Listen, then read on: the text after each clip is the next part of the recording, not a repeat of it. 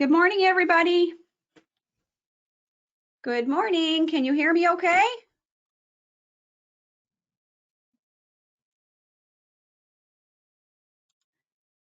Yes, everything is good.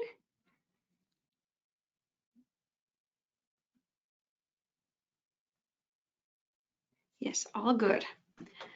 Perfect. All right, so welcome everyone to this morning's webinar. You're joining in this morning on MSI Tips for a Healthy Workday. I'm Cheryl Osborne, Musculoskeletal Injury Prevention Advisor with Workplace NL.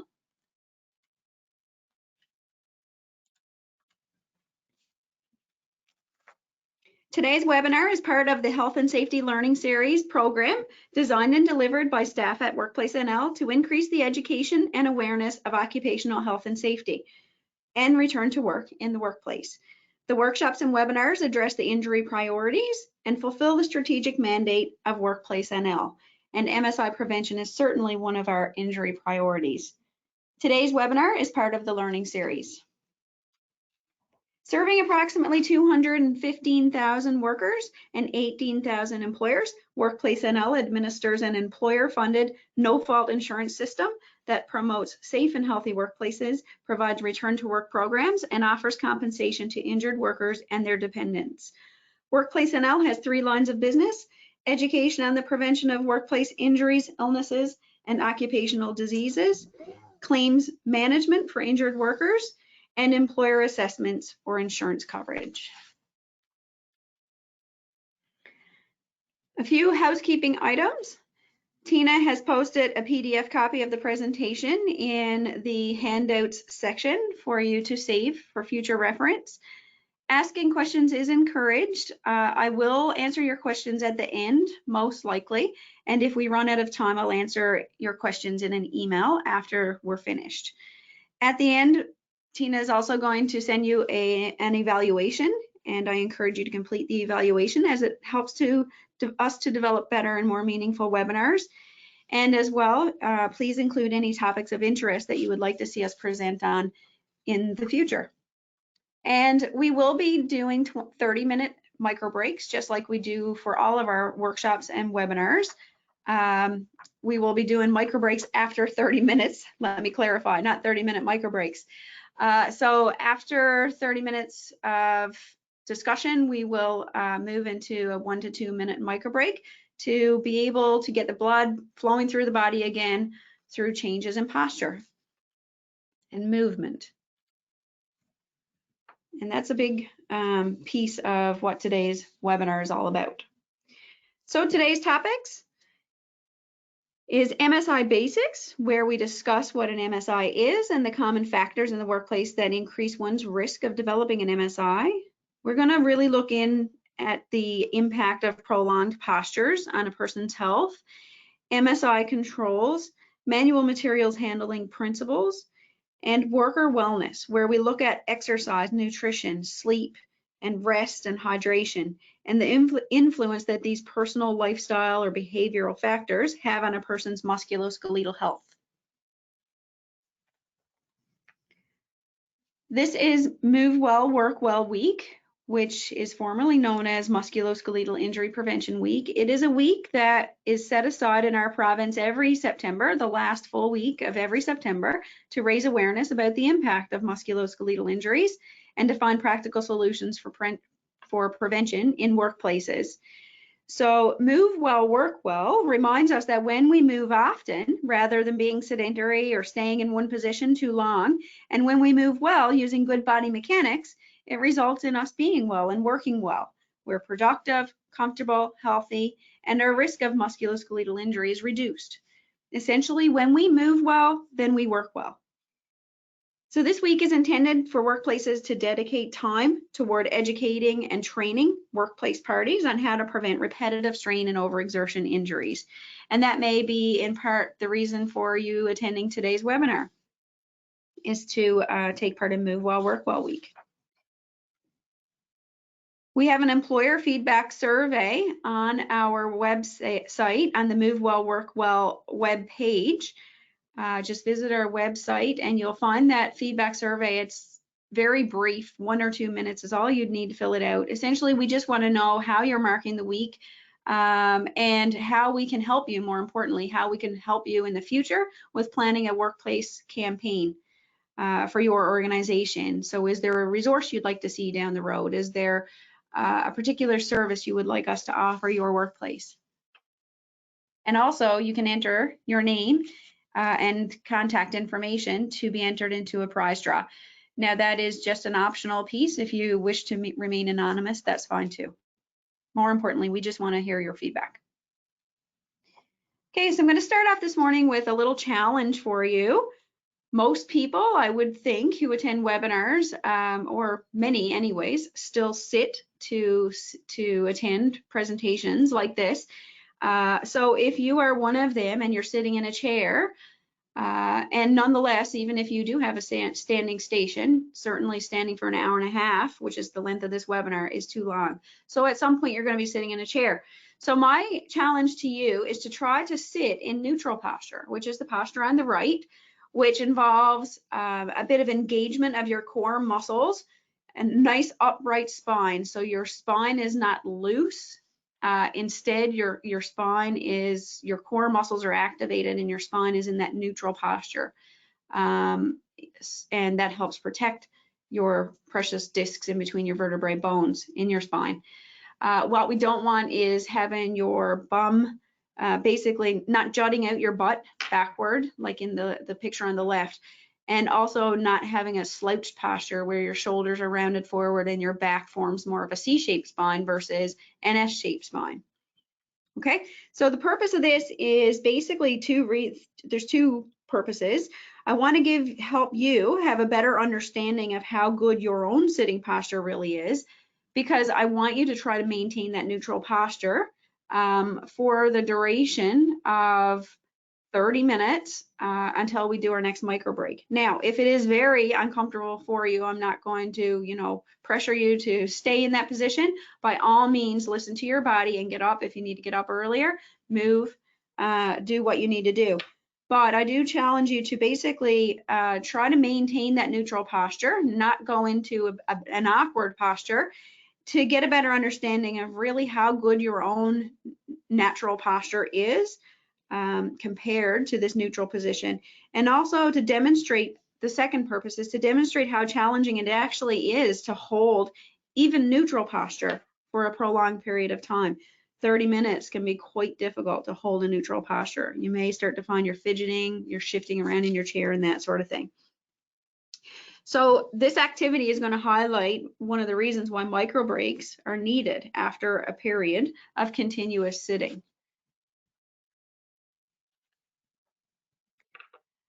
What's a musculoskeletal injury, or MSI? These are injuries or disorders of muscles, tendons, ligaments, joints, nerves, blood vessels, and related soft tissues that include sprains, strains, and inflammation, as well as a host of other injuries and disorders. So some of the common names you may be familiar with are tendinitis, carpal tunnel syndrome, epicondylitis, a herniated disc, sciatica, de Quervain's disease or syndrome, Raynaud's phenomenon. There's lots of different disorders and conditions that would be considered an MSI, or musculoskeletal injury. They can occur everywhere or anywhere in the body, essentially, but the most common part of the body is the back, and probably followed by the shoulder, but the back is certainly primarily the number one body part that's injured, and it's usually the low back that we see last time claims for. But again, shoulders are a common area, and as also is the neck, elbows, and wrists.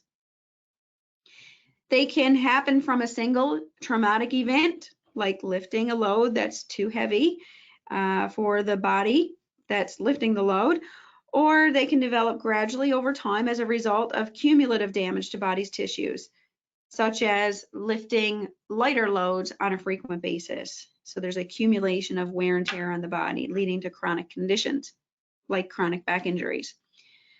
There's many common signs and symptoms. So some common ones are pain, aches, tenderness, soreness, tightness, stiffness, numbness or redness and swelling, shooting, burning sensations, muscle weakness, decreased movement, and even loss of strength or function of a body part.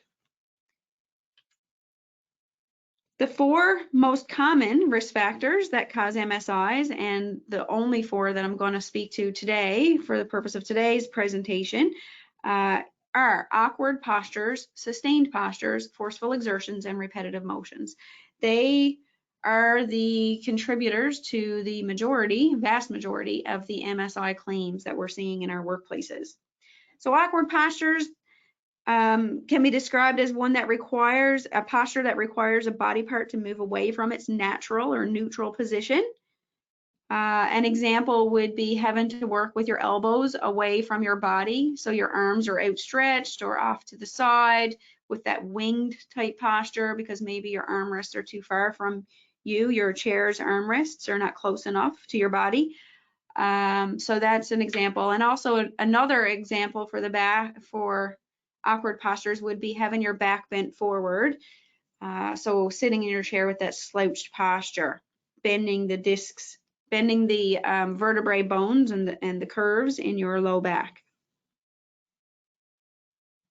Sustained postures are holding the body or a part of the body in one static position for an extended period of time.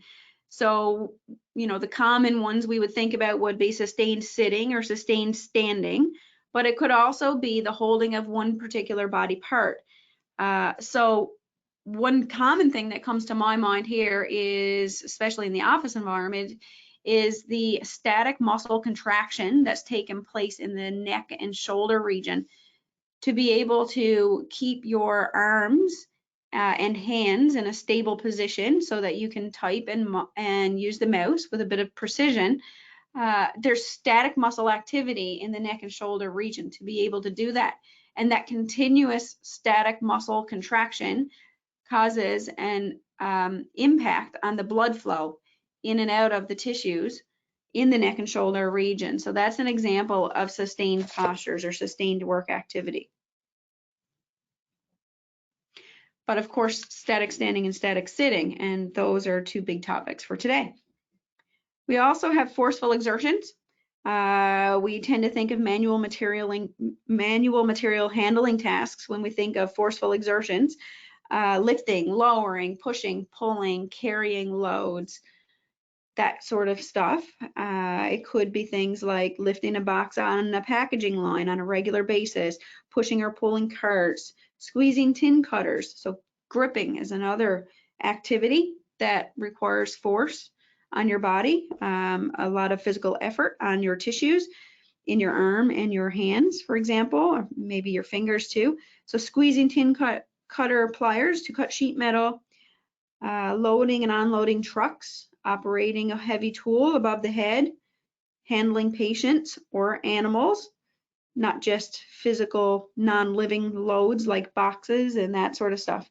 Also mopping and vacuuming floors in cleaning and janitorial type occupations, you know, the repetitiveness of those tasks, and they can be fatiguing on the body. There's a fair bit of force involved in them activities. And moving trolleys in crammed spaces.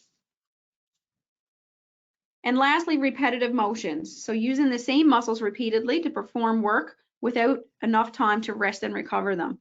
The same task is performed over and over, or it could be different tasks being performed, but we're using the same muscles or the same muscle groups. And without sufficient time for muscles to rest, fatigue develops, and this can eventually lead to injury, wear and tear, and eventual injury.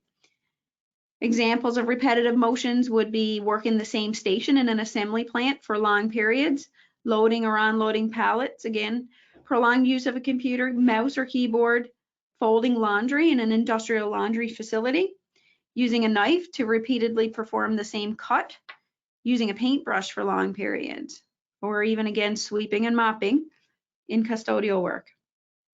So there's other MSI risk factors, as I had mentioned, but we're not going to discuss them today. We're going to focus on these main 4. Ergonomics is the practice of fitting jobs to workers so that jobs match the individual needs and capabilities of the workers who are performing them. When job demands exceed the capabilities of the workers, or require workers to work at near maximal abilities, then the likelihood of developing an MSI increases. By practicing ergonomics in the workplace, or awkward postures, sustained postures, overexertions or forceful exertions, and repetitive motions can be eliminated or reduced and MSIs prevented.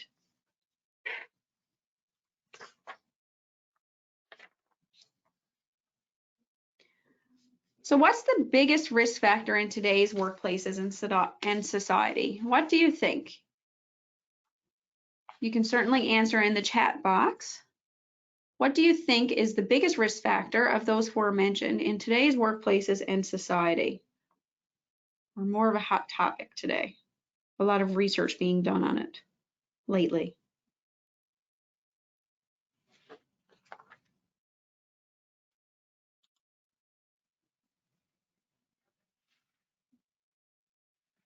Sustained postures, awkward postures, forceful exertions, or repetitive motions. Prolonged sitting, sustained sitting, sitting, continuous sitting.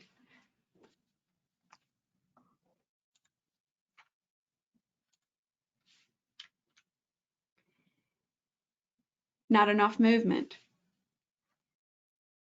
You're right. The answer is sustained postures, particularly sitting. We've become a technology-reliant, sitting-oriented, sedentary society, for the most part. Obviously, there's exceptions. We're all individuals and we don't all fit into the average. But as a whole, as a society, we are having a major problem with sedentary behaviors, and particularly sustained periods of sitting in the workplace. We move from chair to chair to chair, from sunrise to sundown. We spend some time in our vehicles. Some of us may have long commutes to work and home from work. For me, it's a half an hour every morning and a half an hour every evening. So that's an hour right there of sitting in a vehicle. And then some of our occupations require us to be seated for periods of time because some work is best performed seated. Or even though we may be able to do the work seated, we just don't have the workstation designed to allow us to be able to stand to do some of that work. And then at home, in our pastime, our leisure time, many of us have sedentary habits, I guess, or we enjoy doing things that involve minimal activity. Things like watching TV, using our smartphones, surfing the internet, and our tablets and computers. And then there's some activities that might not necessarily be leisure, but doing banking online and that sort of stuff. So our lives, because of the advancement of technology, have certainly created a very sitting-oriented society. What's wrong with what's happening in this picture, do you think? Sometimes we get so consumed in our work that we don't even give thought to what kinds of negative health effects skipping breaks can be having on our bodies. I bet a lot of us can relate to what this person is doing. She's eating at her desk rather than taking a few minutes to get up from the chair to prevent blood from pooling in her legs, and to be able to allow, the oxygen and fuel and nutrients to be able to get to her tissues in her legs and back and buttocks. She or we may not be feeling the negative effects from such actions now, but this don't mean that damage is not being done. We see all generations living sedentary lifestyles now. We see it in the young, the old, and every age in between. Our children are following in our footsteps. In addition to the problem of sustained postures here, notice the postures of the back and the neck in these two people. These are quite extreme postures and also alarming awkward postures. Postures such as these don't come without a price tag later on in life if we continue to do this for some time. Dr. James Levine works with Mayo Clinic in Phoenix. He's a renowned researcher in obesity and sedentary behaviors, and he coined the term sitting disease, which you may have heard. It's been in the media a lot over the last 5 or a little more years. Sitting disease, sitting is going to kill you, sitting is the new smoking, and headlines like that. I bet you've all heard of sitting disease at this point.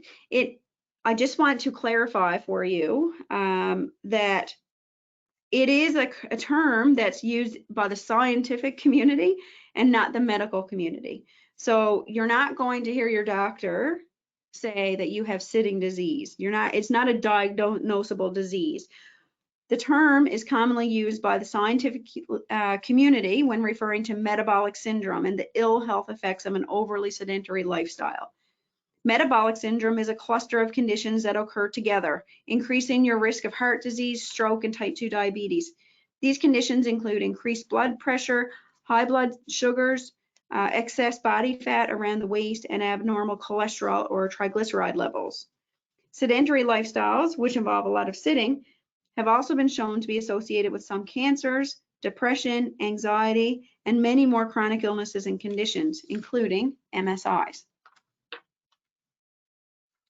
This stat is a little dated right now. It's a 2011 stat, but even by the end of 2011, there had already been over 10,000 publications, research publications on studies that looked at the health effects of sedentary behaviors or too much sitting. And those studies identified at least 34 associated chronic diseases and conditions. Many of the studies reference sedentary behavior as opposed to just sitting. Sedentary behaviors are typically defined by low energy expenditure activities, such as sitting or reclining postures. A person may be described as sedentary if they engage in a large amount of sedentary behavior, and the terms prolonged sitting and sedentary may be used interchangeably. So what's your risk for sitting disease? A large Australian study was done that involved almost 250,000 participants aged 45 and older. And they assessed the death rates over 3 years, and they found that there was a substantial increase in mortality risk for those who sit 8 to 11 hours a day.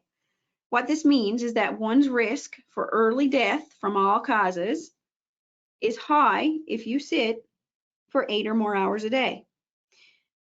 The risk is increased again to very high if you sit for 11 hours or more a day. And then there's the uninterrupted sitting time. What this study or this website, juststand.com, or juststand.org, is it? Juststand.org, yes. What this website is also saying is that if you sit uninterrupted regularly for 2 hours or more, irregardless of your total sitting time, your daily sitting time, then you are at least a medium level of risk for sitting disease just because of the uninterrupted sitting time for 2 hours or more. And exercising doesn't appear to reverse the negative effects of sitting too much throughout the day, according to some studies. What they say is that exercise and sitting time appear to be two distinct, independent factors that impact one's risk for sitting disease. Exercising, in other words, doesn't cancel out the negative health effects of your sitting time. So in other words, we need to sit less.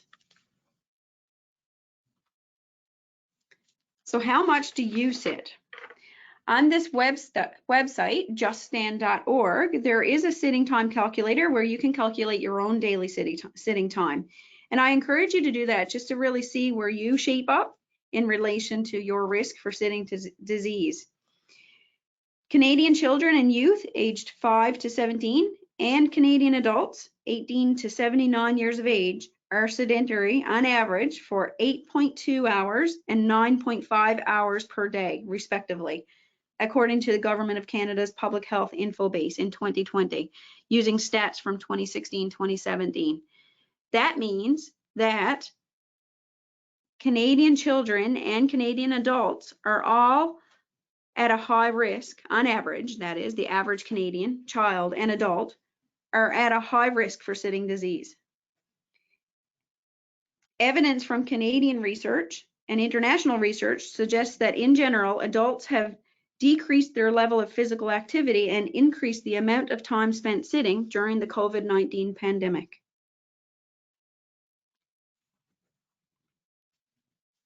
So lots to think about. I hope that's sparked some interest and some drive, I guess, in your want to feel like you need to get up and move more throughout your day, because it's definitely something that will do your body well. So in relation to musculoskeletal injuries, which is more the topic for today, and sitting, these are some of the effects. There's 3 main body areas that are impacted from prolonged sitting or too much sitting. It's the low back, the neck and shoulder region, and the legs. So in the low back, pain and muscle fatigue is common. When we sit, our trunk muscles are forced to contract to sit neutrally and stabilize or protect the spine, and prolonged muscle contraction reduces blood flow and it fatigues muscles. So we don't work out in the gym for 8 hours a day. We shouldn't be working out at work, working that core, fatiguing the core 8 hours a day. Disc injuries. Sitting compresses our discs in our spine, those intervertebral discs or spinal discs, which reduce the flow of nutrients and lead to premature degeneration of the discs. Also, when we sit in a slouched forward posture, we place uneven compression on the discs. Specifically, we pinch the front part of the discs in the lumbar spine or the lower part of the back, that low visible curve in your back. So we're pinching the discs on the front part of the spine when we slouch forward in our chair. And this places the stress on the outer lining of the disc. And that outer lining can eventually develop little micro tears, which gradually get bigger and bigger, and eventually could lead to a full tear where the inner gel-like structure of the disc protrudes through. That's called a disc herniation. And when that occurs, then we have further compounding issues potentially, because we could be placing pressure and inflaming nerve roots that are branching off through the spinal cord that runs down our spine. Ligaments and tendon stresses and strains. When you round your low back by sitting in that slouch forward posture, your muscles lengthen and you passively rely now on other soft tissues like fascia, ligaments, and tendons for your spine's primary support and stability. And these tissues get overworked. The ligaments can also stretch, and if we assume this activity, this posture, this poor forward slouch posture, day in for years on end, we can eventually cause our ligaments to become permanently stretched. And that's a problem, because ligaments are meant to keep joints together. They connect bones to bones. So there's bands of ligaments in our spine, and they are designed to be able to keep the spine intact and to prevent excessive movements. But now when our ligaments stretch, what that does is makes our joints in our spine more unstable, and that can set us up for a greater risk of injuries down the road, even from more mundane activities. It can certainly increase our risk of eventual back injuries. And furthermore to that, then the spine becomes less flexible as the collagen around supporting tendons and ligaments hardens. Then the neck and the shoulder region. That area is at risk too, as I mentioned earlier. So we've got that issue of continuous muscle contraction in the neck and shoulder area in order to stabilize the arms when we're completing our tasks. Sitting requires muscles to hold the trunk, neck, and shoulders in that fixed position. A fixed working position squeezes the blood vessels in the muscles, reducing the blood supply to the working muscles, which results in muscle fatigue because we're not feeding nutrients to the muscles and we're not able to get rid of the waste, the buildup of waste products. Awkward postures of the neck could also place tension on nerve roots, somewhat stretch because of, say, for example, the goose neck posture, which is a common posture you see when someone's sitting at a desk and their monitor's too low, or they're not able to see their keyboard very well and they need to see their keyboard to type. They have like that goose neck posture. Then they could be at risk of causing nerve issues. Having the shoulders hunched forward or the head aimed downward can also lead to tension headaches. In the legs, muscle atrophy occurs, so muscles get smaller and they become less toned when we don't use them. Blood pools in the lower extremity due to decreased blood circulation, due to inactivity and muscles not being used, which may cause the ankles to swell. It could cause even varicose veins and blood clotting and muscle fatigue. There's muscle imbalances that occur, so in that prolonged forward slouched posture, and I keep speaking to that because it's such a common posture in the workplace. If you look around, if you work in an office environment and you look around at colleagues, just pay attention to that over the next little while. You'll see this posture very, very often, I'm sure. The back muscles stretch and weaken when we're in that posture, but yet the chest and the front shoulder muscles shorten and tighten. The bum muscles weaken and stretch or lengthen. Your hip flexor muscles on the front tighten and shorten. So these muscle imbalances can lead to poor posture. Prolonged sitting also means that prolonged sitting, oh yes, that's the other issue, is that prolonged sitting also makes your muscles be more likely to pull, be cramped or strained when stretched suddenly. So if you have some sudden unexpected event happen that you need to brace your body for, you're more likely to pull, cramp or strain your muscles after a period of prolonged sitting. All right, so before we move into standing and MSIs, let's take a little micro break just for about a minute and a half or so. Get up from your chair and move your body. By this time, you've probably felt pretty uncomfortable anyway.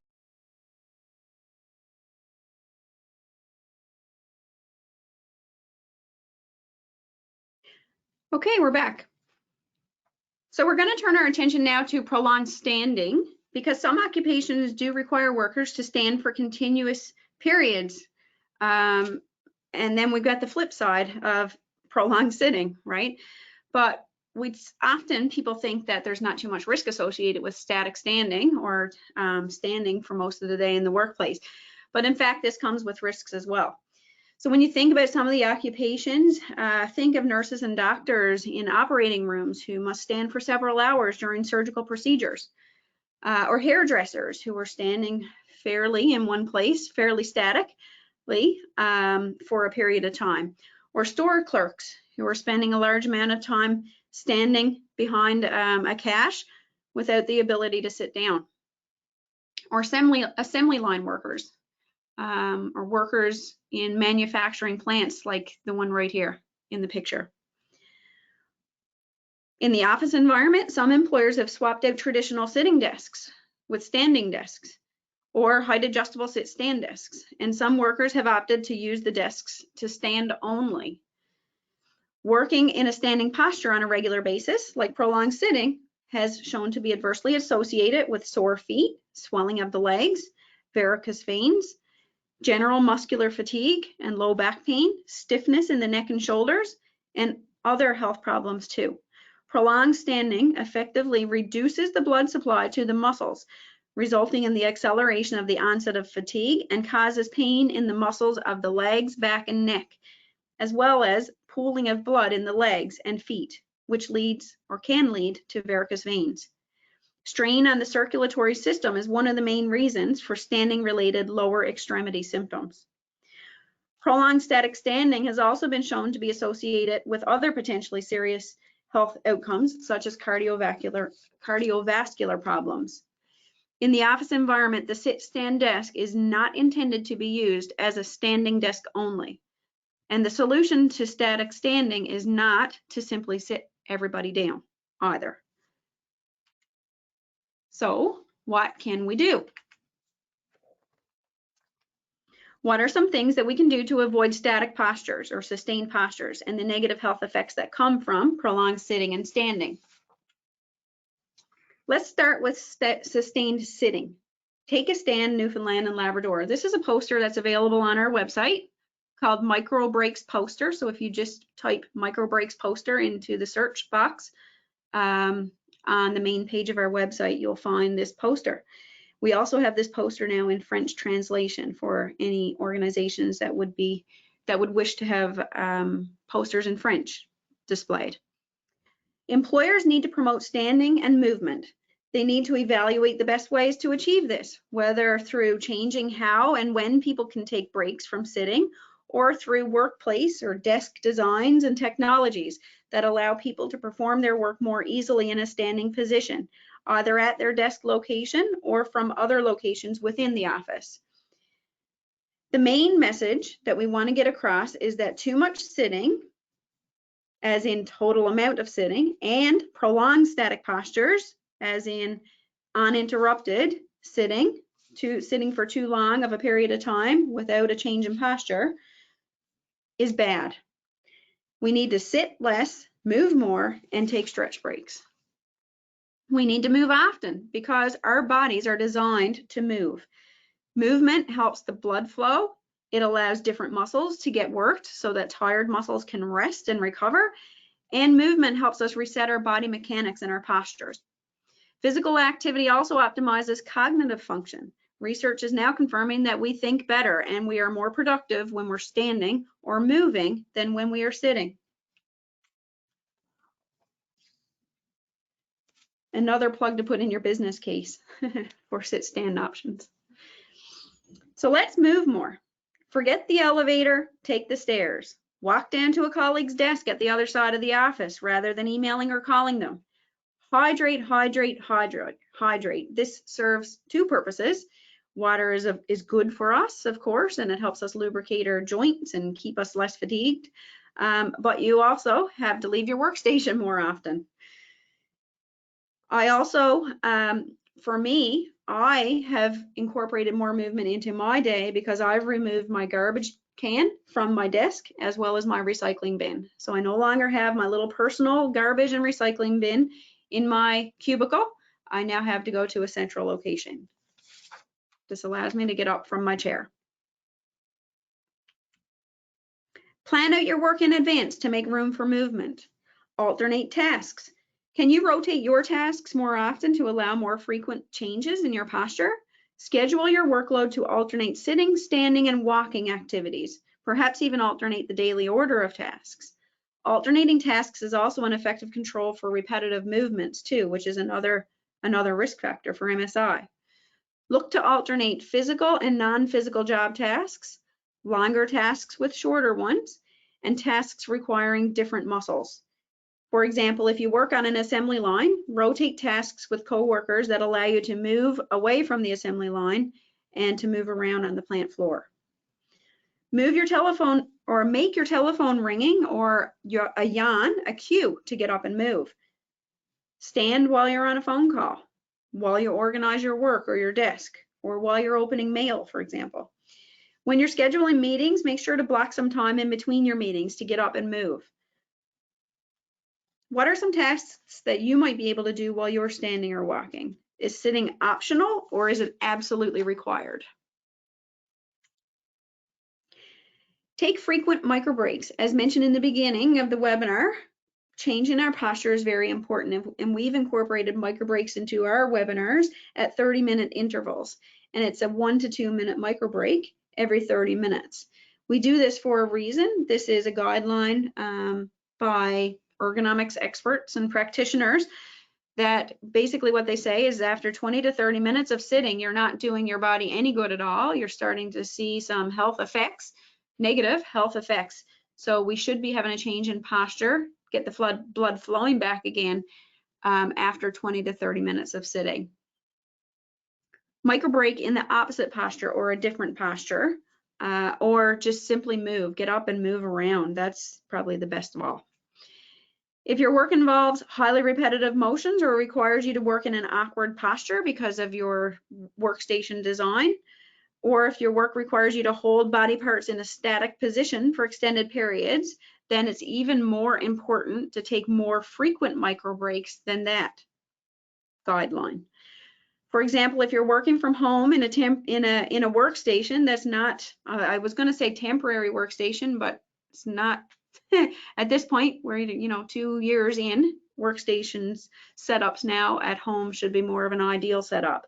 However, if you are working from home and your workstation has not yet been set up ergonomically for you to accommodate your neutral posture, then it's important that you take micro breaks more often. For example, 15 minutes or so, after 15 or 20 minutes or so from sitting. Use technology to set reminders to get up and move. Many of us now have smartwatches which tell us when we've been sitting or when we've been inactive too long. There's computer software that can be downloaded free of charge, no cost. There's several available. If you're interested, reach out to me and I can send some examples of software to you, some names. There are apps that you can download or just use your timer on your phone like I'm doing this morning. Stretch regularly.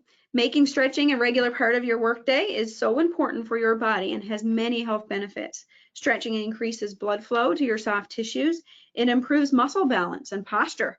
It improves muscle coordination. It reduces tendon and muscle tightness. It increases joint range of motion. Stretching and strengthening exercises is a really good way to loosen up tight muscles and lubricate your joints to help restore a more balanced posture. On Workplace NL's website, we have what's called a micro breaks presentation. So that's another term that you can punch into the main, on the main page into the search window. Micro breaks presentation. This document includes a bank of stretches for the whole body that you can do throughout your workday. It would be a good idea to do some strengthening exercises for the neck, shoulders, and upper or mid back if you're tense in these areas, which I know many people are as a result of having to be quickly moved to the home to work as a result of the COVID-19 pandemic and having to work in far from ergonomically designed workstations.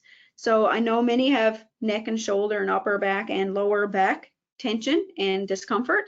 And for you, it would be beneficial to do some strengthening exercises. Some examples of exercises that you could look up on the internet, for example, for instructions would be prone Ys, prone Ts, band pull-aparts, standing band rows. And the Canadian Centre of Occupational Health and Safety, or CCOHS, they also have two really great resources on their website called Exercises for a Healthy Back. There's one for basic level, I guess, and one for advanced. And these will help you condition your back. Some of the exercises would be more practical to do in your home, though, as opposed to on a cubicle floor or on your office floor. This is the same goes for, the prone Ys, for example, and some of the other ones I mentioned. But in any case, if you do any exercises or if you're interested, which I highly recommend you consider, always consult with a healthcare provider if you have any injuries or medical conditions, or if there's any reason that you're concerned about stretching safely. Be sure you take your regular scheduled breaks. And you think that goes without saying, we shouldn't have to say that, but honestly, that is an issue in many workplaces, that workers are actually skipping their scheduled breaks. But we need to be taking all of our regular scheduled breaks in addition to micro breaks, okay? Micro breaks don't replace regular breaks. We need both. We need more frequent, shorter breaks to be able to get blood flowing back to tissues, but we certainly need our longer breaks for that recovery to the body. Organize your tasks around your breaks. Make your breaks meaningful and beneficial to your body. Walk. You can dress for the weather. In forest school, they teach you that there's no such thing as bad weather, just bad clothing. Walk laps in the parking lot. Walk up and down the stairs in the office. Grab a coffee down the street. Whatever you do, don't spend your entire lunch break sitting. Reduce optional sitting in your life. Sit mostly only when necessary or you need to rest. There's no getting around it. To live a long, healthy, and pain-free life with great mobility and independence, we have to get moving more. Make workplace changes. There are a number of ways that office-based workplaces can support a sit less and move more culture within the organization. These range from simple low-cost options through to changes in office furniture and design. Try walking with colleagues for meetings rather than sitting in a conference room. Plan to convert 2 or 3 meetings a day to a walk and talk meeting if you can. Steve Jobs, the founder of Apple, he was known for holding important business meetings while walking. Plan to have standing breaks during meetings to stretch. If you're the host of a meeting, set up the room so that group work and brainstorming can be done while standing by providing whiteboards and easels. While attending virtual meetings, which many of us are doing nowadays on a regular basis, stand up and move around, such as during this webinar. Stretching can be done. It can be something that you can plan to do on your own, or it can be something that's more structured in your workplace. It's organized for a group of workers in a work area, something that a supervisor or a team champion might want to oversee. It could be part of your regular workday. For example, at the start of your shift and then during the second half of a shift. I know of workplaces who are doing this and workers are loving it. Micro breaks and stretching can and absolutely should be built into an organization's safe work practices and procedures. Definitely, I can't reiterate that enough. Workplaces, you'll see workplaces with safe work procedures, written safe work procedures, but very often they fail to include in those procedures for workers to take micro breaks when there's MSI risk factors actually present in that particular task that the procedure is for. If you want your workers to take micro breaks, write it in your safe work procedure. And of course, too, organizations could also consider things like workplace fitness programs or incentives for employees to have an active lifestyle. Make workplace changes. We're on that. This is what the topic is. Make workplace changes. Okay, so continuing on with that topic, static office environments, I think, are actually starting to become old-fashioned, really, or a thing of the past. I don't think they'll at any point become a thing of the past, maybe, but we are going to be seeing more and more flexibility provided in workplaces. We've got millennials who are making up a large proportion of the workforce now, and a millennial-friendly environment is likely fully digital and needs to be comfortable and creative. Studies have found that millennials need the freedom of choice and that they're more productive when they have flexible workspaces. They're going to be drawn to organizations that offer this type of a work atmosphere, organizations that allow their employees to move and change positions as they work. Outfitting an employee's workstation with an adjustable chair and a height adjustable work surface provides them an active environment while they work, and it doesn't require extra space. It allows them to move into whatever position they need throughout the workday. A height adjustable desk doesn't require a pull-out or adjustable keyboard tray, so you're taking up less space there than a traditional desk. Height adjustable sit-stand workstations or desks are a great piece of equipment to invest in, not only for the reasons mentioned, but also because their adjustability accommodates a wide range of individuals' body dimensions compared to a traditional stationary desk. They are beneficial in workspaces that are shared between multiple people. For example, a switchboard office or a similar operation where there's a 24/7 shift coverage and different workers are rotating shifts at that workstation. With an adjustable work surface, every employee can find the right fit to match their own body. The sit-stand desk in the picture is an electric one. The user adjusts the table height intuitively with the easy-to-use up-down control buttons. It's a digital display that's provided that shows the height as you adjust. So once you determine what your ideal seated and standing heights are, then all you need to do is hold that button in and wait to see the number display on the screen. For example, 96 centimeters for standing is what works for me. So you can adjust it in very short order without very much thought at all, and it's not distracting. It doesn't take the worker away from their work. It has quiet motors built in, so it's not a distraction. It's just a smooth, quick transition. Manufacturers have also designed the frames now to accommodate a variety of tabletop the surface widths to make retrofitting the table for new users and new work areas and new work tasks economical. The open frame design also provides optimal knee clearance and space for movement.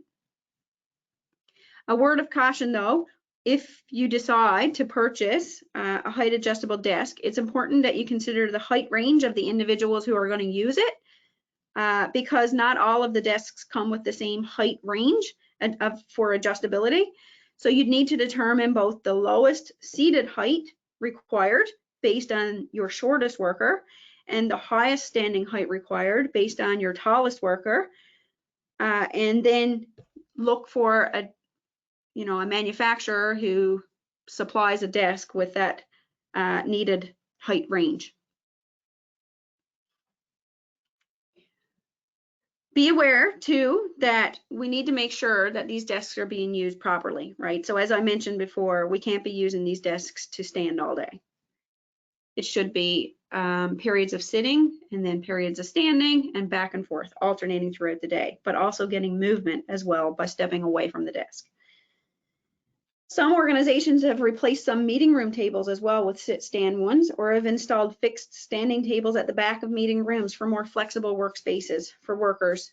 You could even consider upgrading your boardroom table with a height adjustable one. This would allow shorter meetings to be conducted standing up and provide variety to the standard sit-down meeting. As an alternative to height adjustable sit-stand workstations, if your workspace is large enough, you could install a separate sitting area and a separate standing area, a fixed sitting desk and a fixed standing desk positioned at proper heights for the users. This would typically be only or more effective if it's just used by the same person, because obviously there's no adjustability, or certainly you can't just individually adjust it every time you change posture. So some workers work at standing workstations most of, or if not all day, and standing workstations are common where the worker needs to be at eye level with clients who are standing, and the worker performs a variety of tasks, and the majority of which of those tasks are best suited for standing. For those types of workers, one option to reduce prolonged standing, besides providing obviously a height adjustable workstation, is to alternate periods of standing with sitting on a high stool.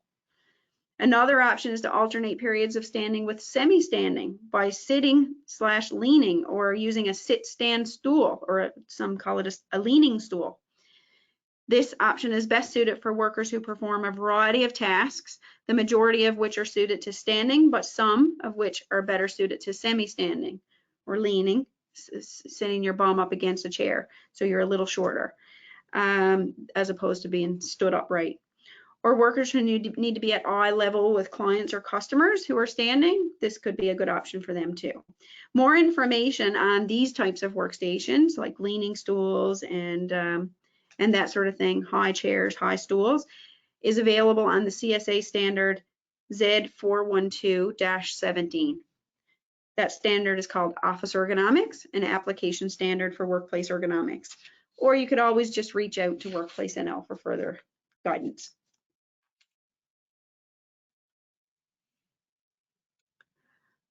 All right, so moving away from the strategy of incorporating movement now, we're going to look at some more prevention tips. And this particular tip is about working in neutral postures. Just work in neutral postures and try to avoid awkward postures as much as we can through the workday. Obviously, that's not possible all of the time. Our body has to go through a range of different postures. And sometimes we just cannot avoid awkward postures, but awkward postures should be avoided as much as possible. We shouldn't have to be working in awkward postures on a regular basis or for long periods of time. It shouldn't be a repetitive thing that we do. So neutral posture, what is that? Well, that's when our joints are in their rested position, right? So it's standing with that upright posture. We've got a good base of support. Our feet are probably about hip width apart, and we have our spinal curves maintained in our spine, that natural S-shaped spine. Our arms just rest at our body's side. And when we're in this rested position, this neutral position, the muscles are not being stretched nor shortened or contracted. There's minimal physical strain, and this allows for optimal blood flow in and out of all the tissues. So neutral posture is what we want to try to maintain as much as possible when we're doing our work activities. Our neck too, of course, would be aligned with our spine, as opposed to having your ears in front of your shoulders. You want to have your ears in line with your shoulders. With your wrists, definitely something that's quite important for office workers. You want to have your wrists straight. Neutral means straight for your wrists. In other words, your hand is in line with your forearm and your wrists are not bent. So neutral seated position is what's pictured here. Okay, it's the position in which repetitive strain injuries are least likely to occur. That natural S-shaped curvature is maintained. We've got our ears over our shoulders over our hips. We've got about a 90-degree angle at our hips and our knees, but it's okay to have a greater angle at both of those joints. In fact, when it comes to the hip, they say anywhere between 90 and 120, but for office type work, when we're working with computers and things that we, need to see very well, then probably more like about 100 degrees, 93 to 103 degrees, the CSA standard will say. Yeah, so you want to have at least a 90-degree angle at your hips, but even having a slightly reclined posture is okay too, as long as it's not causing you to bend your neck too much to see your work. And your feet should be firmly supported, and that could be supported on the floor or supported onto a footrest like shown in the picture here. The worker's foot is on a little bit of an angle because it's a sloped footrest, and the ankle should typically be at about a 90-degree angle. But the reason why it's so important that your feet be firmly supported is that without having your feet supported, in other words, your chair may be too high and your feet are dangling, that causes your body, your back, to kind of come forward in your chair. And now you need to engage your core musculature more to keep yourself back into the backrest of your chair. And that can be quite fatiguing on your core musculature after a short time. That's one of the reasons why people experience low back discomfort. They don't have proper foot support. So if you cannot touch the floor, then get a footrest. On our website, we have a safety share called Sitting Position, which gives some instructions on how to get in neutral sitting posture. We also have a 3-minute video clip on how to adjust your chair. And we also have a safety share called Standing Position. Okay, so it looks just like that as I just described. You could basically draw a line right down the midline of the body. Your body weight is equally distributed from left to right and front to back. So your center of gravity is right through your base of support. When you are in that standing position, some people like to have their foot raised onto a footrest, and this can be another MSI prevention control for static standing. With the standing footrest, however, typically a footrest that you would use for seated posture may not be high enough to be effective for standing posture. It's an individual thing, and obviously it depends on the height of the worker and that sort of stuff, the height, the size of the legs, the length of the legs. But some studies have shown that 13 centimeters or 5 inches in height is sufficient for workers to have good comfort and experience relief. But if you use a footrest, essentially what you need to do is make sure that you're alternating your feet often and not placing your body weight into one hip. You need to have your weight evenly distributed from left to right. So if you find that you're leaning into one hip when you're using a footrest, that's probably a sign that you're tired and you need to either switch feet or come down off of your footrest, not place either foot on your footrest and just stand. Or maybe it's a sign that you're just fatigued and you need to sit, or you need to get some movement to get the blood flowing better.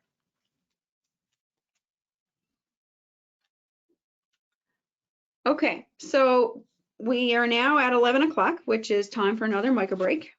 And this micro break is only going to be for a minute. And then I just encourage you, if you wish to stay stood a little longer after that, then feel free. But I'm just going to be back with you in 1 minute. Thanks.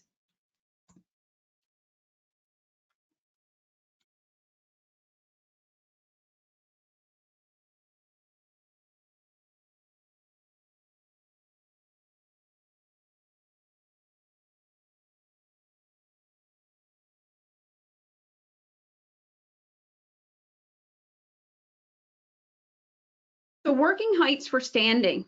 The height of your work surface can affect your ability to work in neutral posture, of course. So when we're determining the proper height for a standing workstation, let's first consider that, the tasks that the worker has to do and what the worker needs to see to perform their work. Consider the physical motions involved in the task, including other equipment or items used on the work surface.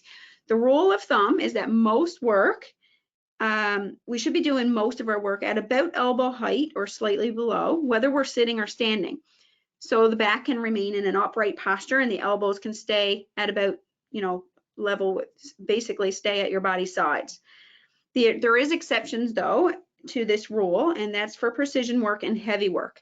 So when you're looking at precision work, which is, you need to be able to see something quite well. So electronics assembly, for example, quality control inspections, writing tasks, working with objects that are less than 2 pounds. Then the work surface, the general rule of thumb is that the work surface should be about 5 centimeters above elbow height and elbow support provided. For heavy work or downward demanding forces, work that requires downward demanding forces, things like kneading bread dough, for example, then the work surface should be about 20 to 40 centimeters below elbow height. Okay, so a fair distance below elbow height so that you can still maintain that upright posture and more easily produce the downward demanding force.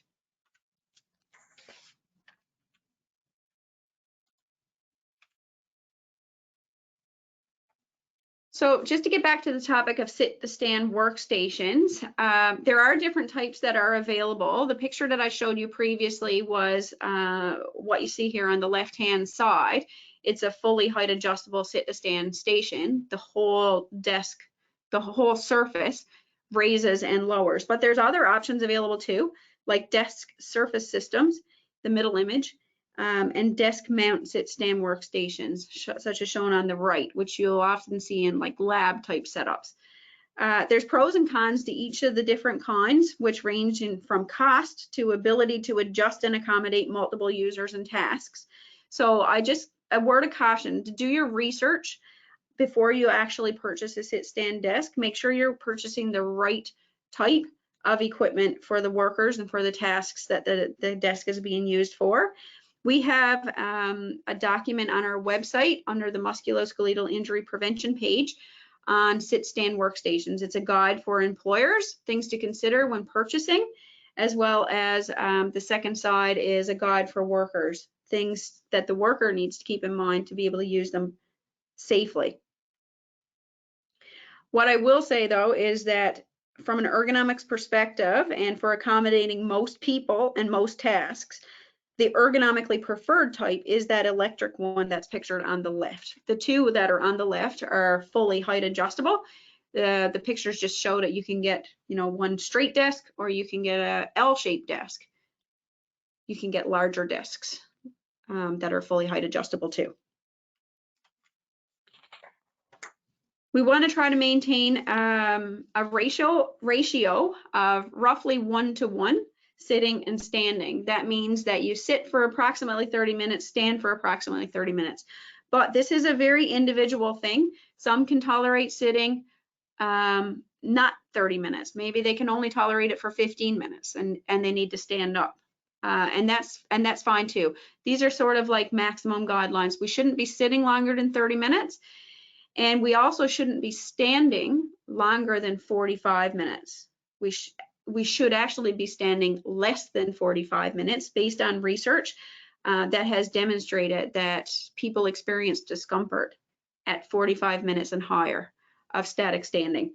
So researchers will say, and ergonomics experts will say, aim towards a 1-to-1 ratio most often, but some will even say you could try to aim more towards 1-to-2, which means that you're standing more than you're sitting, but we should never be standing 45 minutes or longer at one period of time.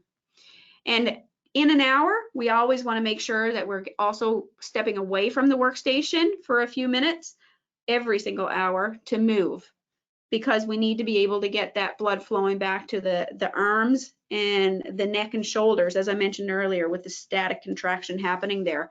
If we stay at a desk, whether we're sitting or we're standing, we still have static muscle contraction happening in that body area. So we need to just move away from our desk for at least a few minutes every hour.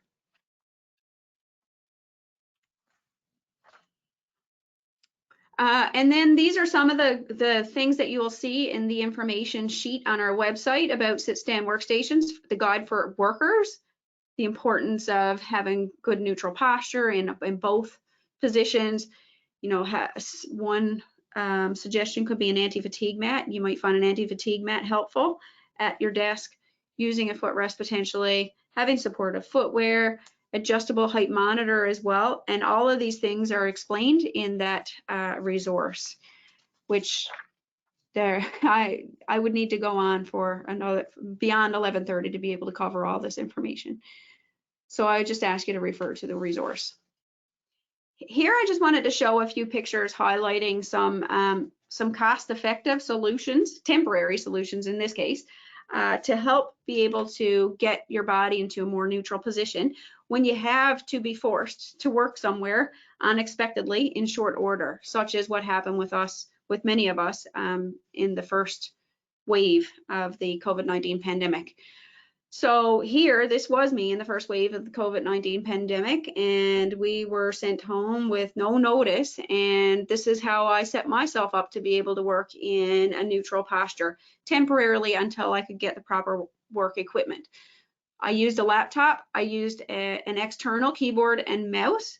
I raised my laptop onto some board game boxes until I could get the right height so that my neck could stay in an upright posture and I wasn't having to bend down or bend my neck back to see my screen. I used a chair with a backrest. That's a game changer. Many workers were having challenges with being able to use a chair with a backrest in their home. They didn't have a suitable chair, and they were using stools, kitchen stools, and things like that. So a backrest is very important, and for lumbar support, I added a towel. And I also have a makeshift footrest there.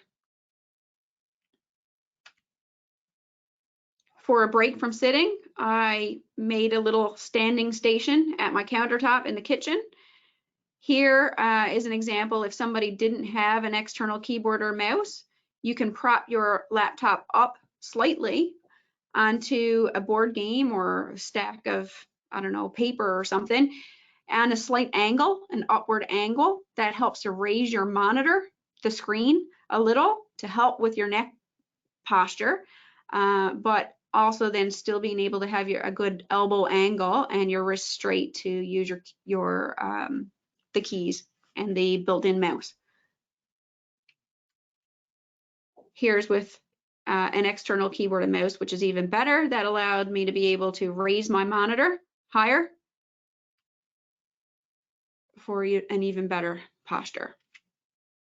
And when you're really stuck, then you can get really creative. Just imagine being in a hotel room, for example, and trying to work in a neutral posture. Hotel rooms have ironing boards, so this is something you could consider doing.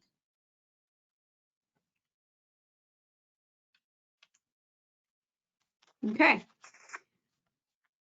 We want to make sure that items are placed in easy reach. We want to be able to work with our elbows close to our body sides for most of our work time. To do that, we should prioritize the placement of all the tools and objects and equipment and whatever it is that we use when we do our work. So this picture demonstrates a computer, and we can apply this principle to any other type of work, not just computer equipment. But what they have done here in this picture is they have the keyboard and the mouse in the worker's primary working zone. So that's that small circle. When the worker's elbows are placed at his body or her or their body sides, the keyboard and the mouse is at their fingertips. They don't have to reach their elbows, their arms forward to reach their keyboard or mouse. The keyboard or mouse is literally positioned at their fingertips. So that's the primary working zone. The secondary working zone is when you have an outstretched arm. So that's the largest circle there.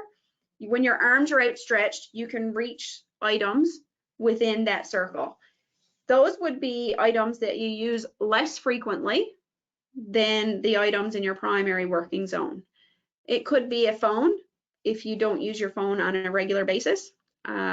Maybe your phone, if you don't use your phone at all, your phone doesn't even need to go there, and put something else that you use more frequently there, because we only have so much space. And the tertiary zone is when you have to take your back off of your backrest and have an outstretched arm to reach something. And we should only be doing that occasionally.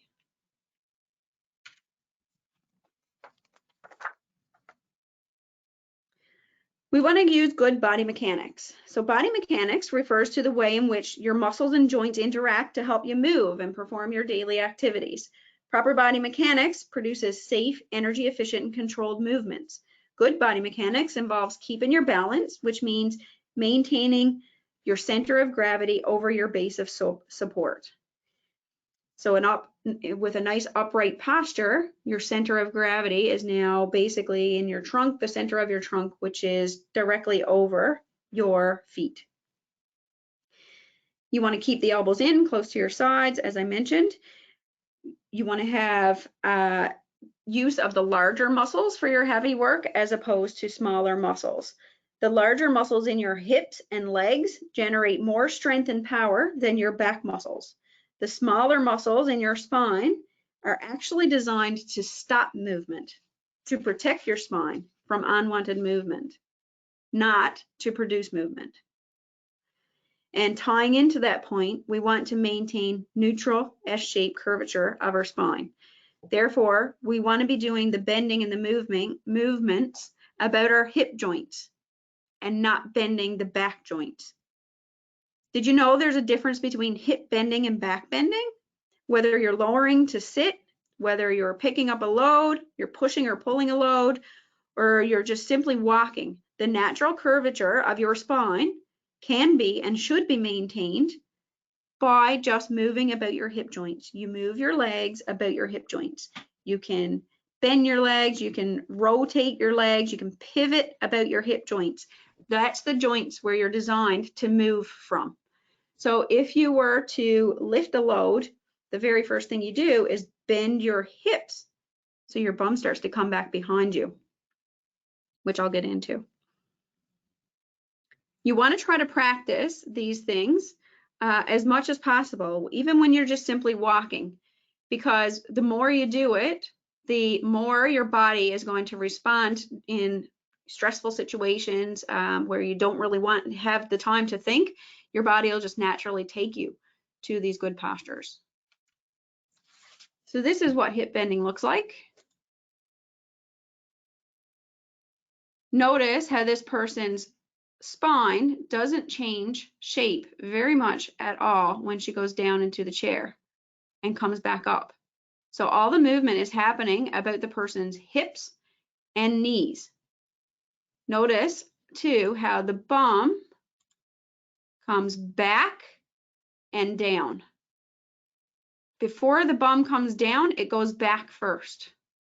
So a better instruction when you're having to lower, to get down to a lower area, say to pick something up, the best instruction is to squat down, to squat back, sorry, and then down versus squat down. Because we often hear when workers are being told, or anybody is given any training on lifting, we often hear squat down. Use your legs and squat down. But in fact, that puts a lot of pressure on your knee joints. The best instruction is to squat back and down. So the first movement happens about your hips and then your knees.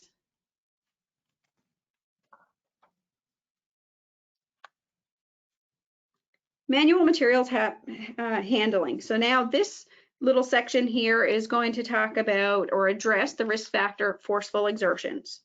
Proper body mechanics are critically important when we're performing lifting and handling tasks.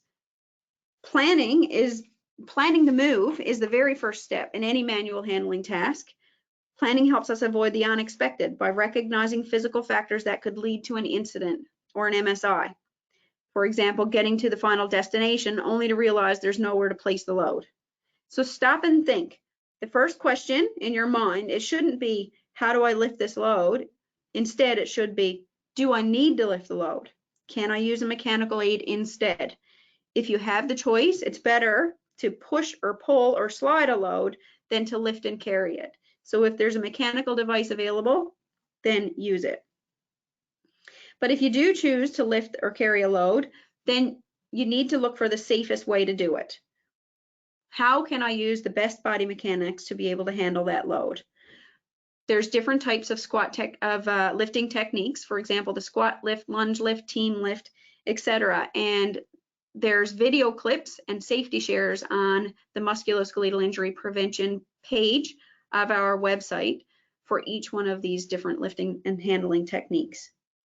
And it also explains when you would use these techniques, what would be the best type of situation to use what lifting technique. Figure out if you need a coworker to assist you. Basically, develop a plan that includes where it is at the destination that the load is going to be placed, who you need to help you, where is the load going to be placed at the destination, and double checking actually to make sure that there is a space available, because if not, you need to make a place for it before you lift the load. You want to try to avoid the need to double handle loads. Clear the path of any obstructions and warm up. Make sure your body is ready for the work ahead. Warming up by doing movement exercises makes sure that muscles and other soft tissues are ready to move and handle loads. Warming up feeds your muscles with oxygen, fuel, and nutrients. It enhances muscular balance and coordination and improves body mechanics. So just like an athlete would going to the gym or going to a sports event, they warm up the body through movement exercises. That's the important piece.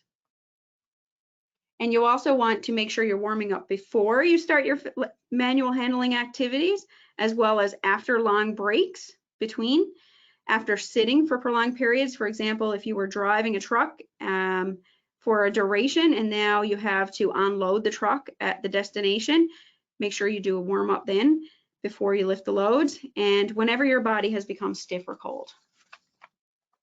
A couple of very quick lifting principles. You want to widen your stance for stability. There's two types of stances.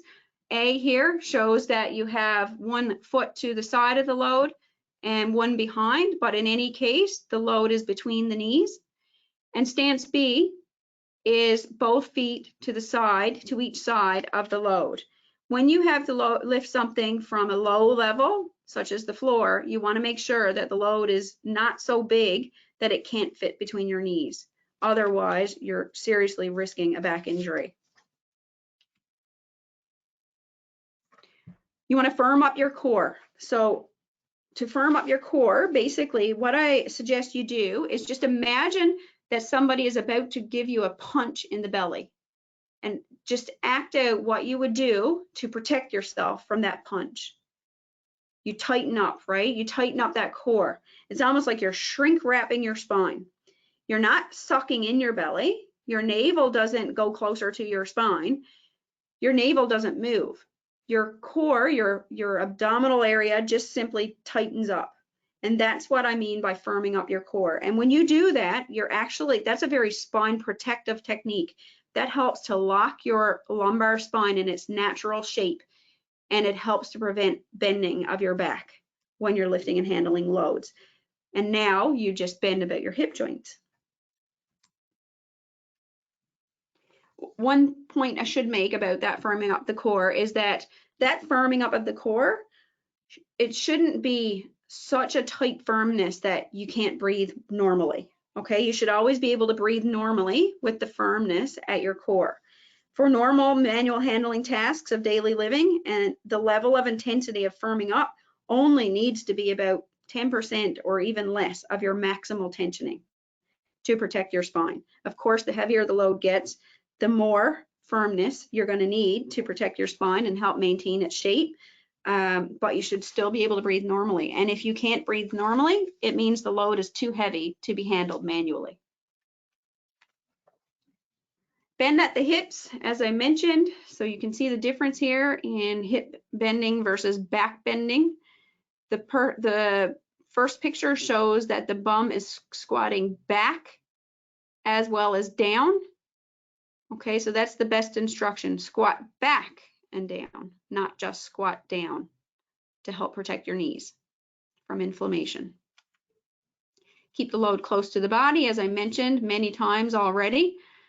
Keeping your elbows close to the body when you do any of your work activities. And even if it's a light load, ideally you want to hug that load and keep it close to your body.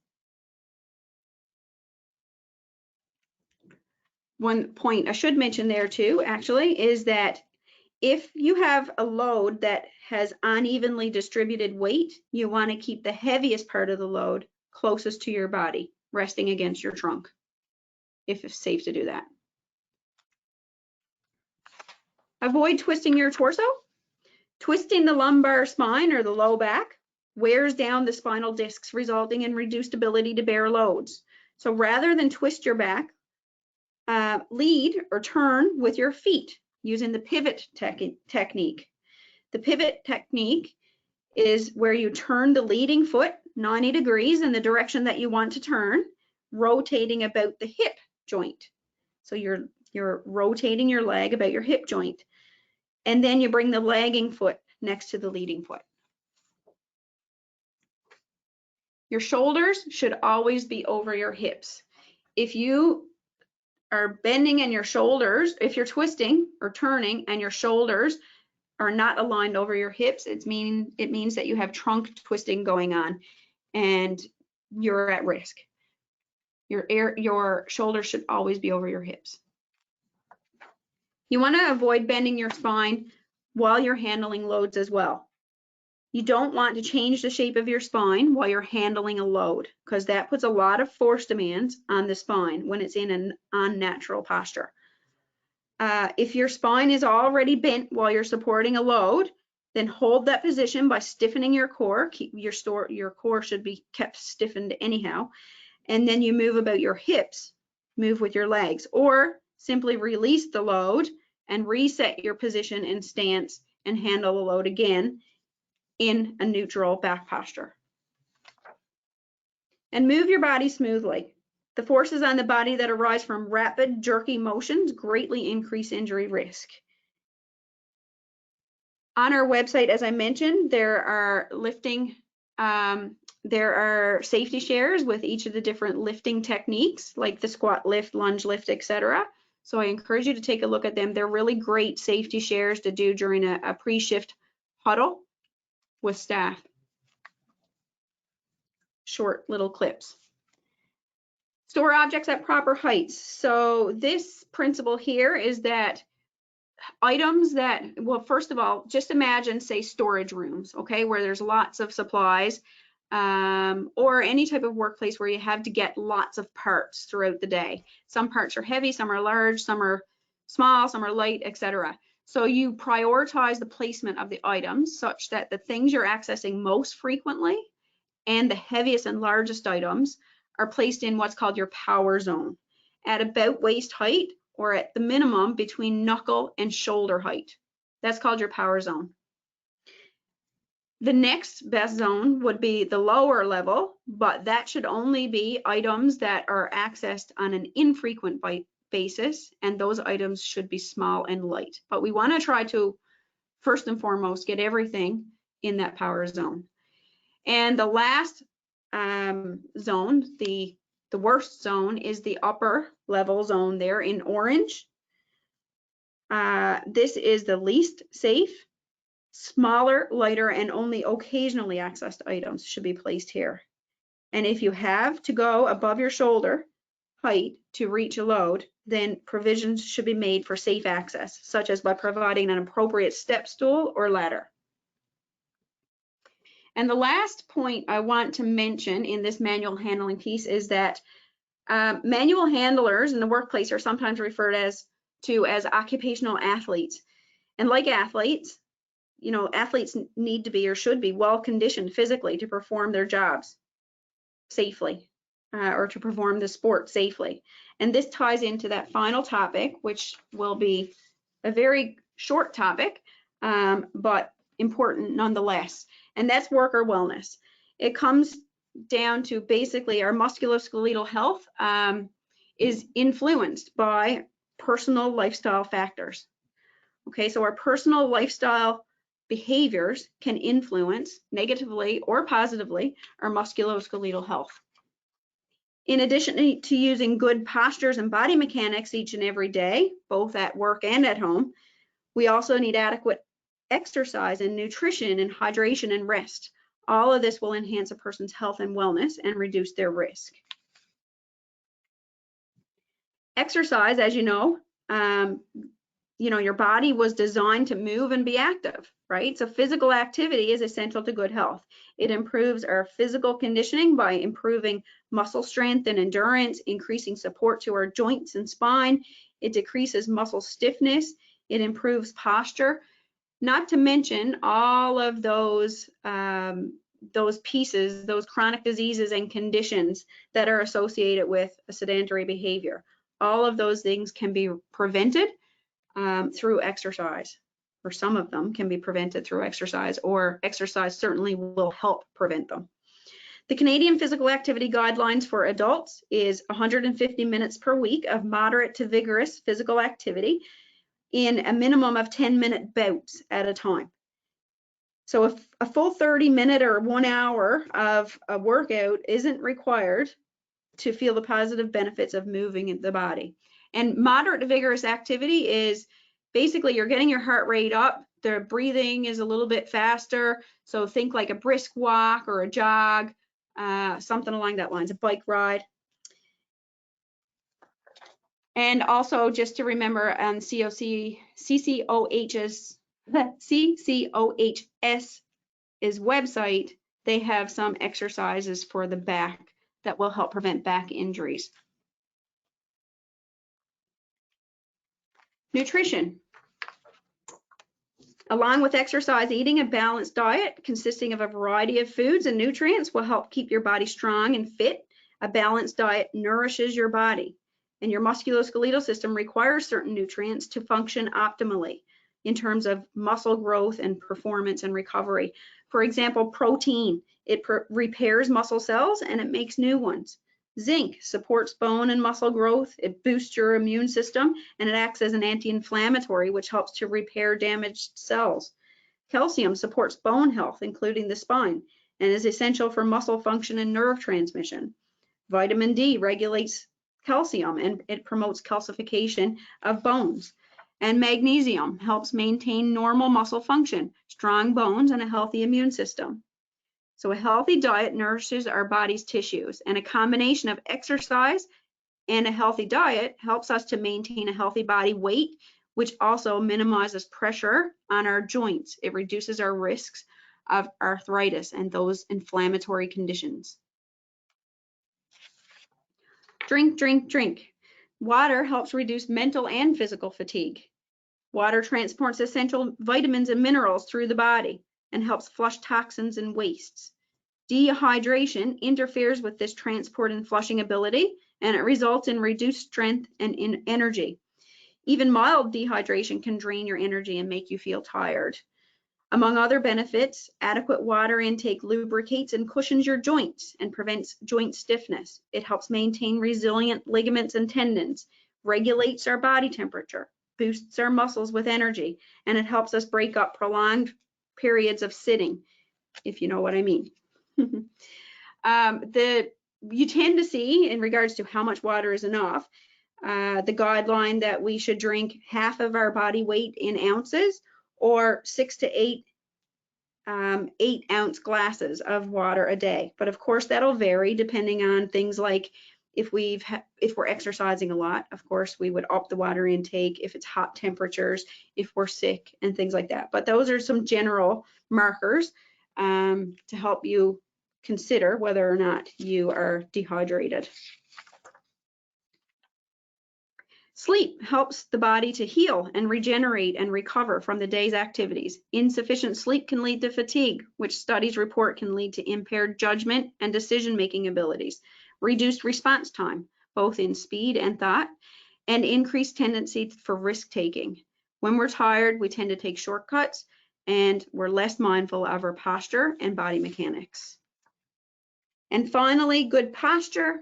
Again, practicing neutral posture in our everyday life is, it's an important thing. We want to make neutral posture be a habit. Practice it when we're doing, even sitting down at home, watching TV, watching a show. When we don't want to be slouching on our couch, we don't want to be sitting on one leg, we don't want to have that text neck posture. Ensure that you're interacting with your work and personal computers and mobile devices in a healthy manner. Join us for tomorrow's webinar for more tips, prevention tips on that, computers and mobile devices. And lastly, I just want to circle back to the challenge from the beginning of the webinar, where I asked you to sit in a neutral posture for the duration of the webinar, or for the duration of the time that you do spend seated for the presentation. How did you find it? Was it challenging? Did you have a hard time sitting for the 30-minute period in between our micro breaks? Is it far from your typical posture that you sit in the run of a day? You might have been feeling quite uncomfortable, and that could be because it is far from your typical posture. But that doesn't mean that you shouldn't do the neutral posture. Give yourself time for your body to adjust, and just keep practicing, and eventually it'll start to feel comfortable. By not doing neutral posture, you're only going to continue doing more and more damage to your body, and down the road, the effects are going to really creep up on you. So let's just deal with a little bit of short-term discomfort. Give your body time to adjust and keep practicing that neutral posture. In summary, the key messages to take away from today's presentation are to reduce sitting time, avoid prolonged postures, whether it be sitting, standing, or holding just a body segment, such as an arm, in one position for an extended period. Move more and move well, using good body mechanics. Work in neutral postures. Practice safe lifting and handling principles. And finally, put your own health and wellness high on your priority list. Our upcoming webinars are listed here on the slide. Tomorrow's, as I say, is about MSI prevention tips for computers and mobile computing devices. That's the last of the MSI prevention webinars that are part of the Move Well, Work Well week series. And next week we have creating a harassment prevention plan, education and training a safe and competent workforce. And on October 5th, emergency equipment, are you prepared? If you would like to receive emails with upcoming workshops and webinars, you can subscribe to our newsletter. Just click on View All Events at the bottom of the main page of our website, and then hit click here to subscribe. Just a reminder to complete your evaluation form. Your feedback is important to us. Thanks so much for watching. I've been looking through the chat and I haven't seen any questions come up. Oh, wait, one question. Do you have tips for workers who drive most of their day? Yeah, that can be challenging for sure. Just the other day I gave a presentation and I used the example of plow operators during Snowmageddon. You can imagine how many hours they punched sitting.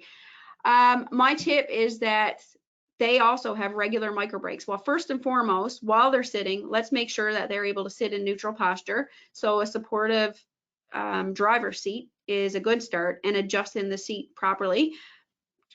Nowadays, vehicle seats are quite adjustable, and you can even adjust the lumbar support in many vehicle driver seats nowadays. So start with that. Let's try not to get the knees above the hips. Try not to have too much pressure in the back of the legs. So in other words, raising the bum as opposed to lowering the seat and raising the knees. And also bringing the seat forward to a safe place, obviously for airbags and that sort of thing, but bringing the seat forward such that the elbows you can try to get your elbows closer to the body sides, as opposed to having, you know, one arm up on the top of the steering wheel with that outstretched high elbow. We want to try to avoid those postures.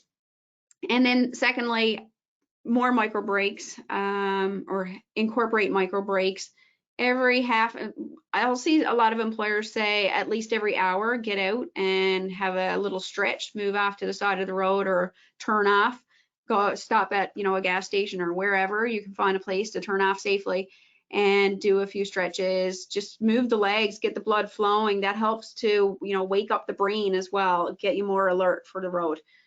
And then if they have to offload when they're driving, when they get to the destination, I mean, then again, making sure that they properly warm up their body, give them a few minutes to be able to effectively warm up their body, you know, 5 minutes or so before they start offloading. And same thing upon their return, frequent micro breaks. Also physical conditioning again, right? And encouraging good, healthy habits, not eating junk food while they're driving on the road all the time, you know, snacking from gas stations. There's often not great healthy choices. Okay, I think that's the only question. So thanks everybody. And stay tuned for tomorrow's presentation on computers and mobile computing devices. Have a great day.